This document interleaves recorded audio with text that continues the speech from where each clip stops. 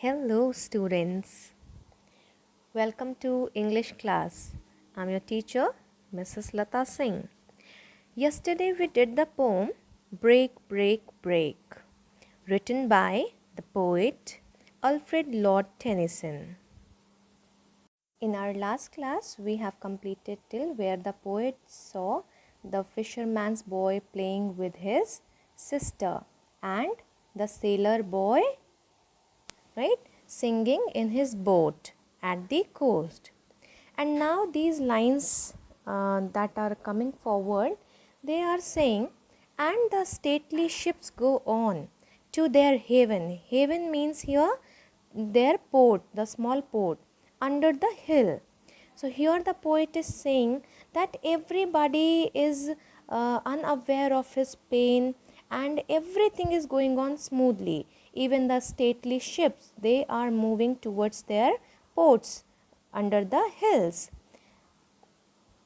Here poet seems a little jealous of the worldly joy that people are enjoying because he is in deep grief, right? And next line says, but oh, for the touch of a vanished hand and the sound of a voice that is still. Here he is again reminding his friend, his best friend, and mourning over, saying that now the touch of that hand, his friend's hand, is no more, and the voice means because one is lively, one is living, right? Till then only we can hear someone's voice. When one is no more, then obviously you can't hear that person anymore, you can't touch that person, right? And that's the brutal truth and we can't deny it. So here the poet is going through a lot of turbulence. His mind is not able to concentrate on the joy around. That's why he's in so much of grief. That he further says that break, break, break at the foot of thy crags, O sea. Crags means steep or the sloping hills, right? The foot of the hill. So again he is saying, he is pleading to the sea that keep on breaking on thy foot, on the foot of the hill, right? Here the poet sees everything going on continuously, but he is shattered inside.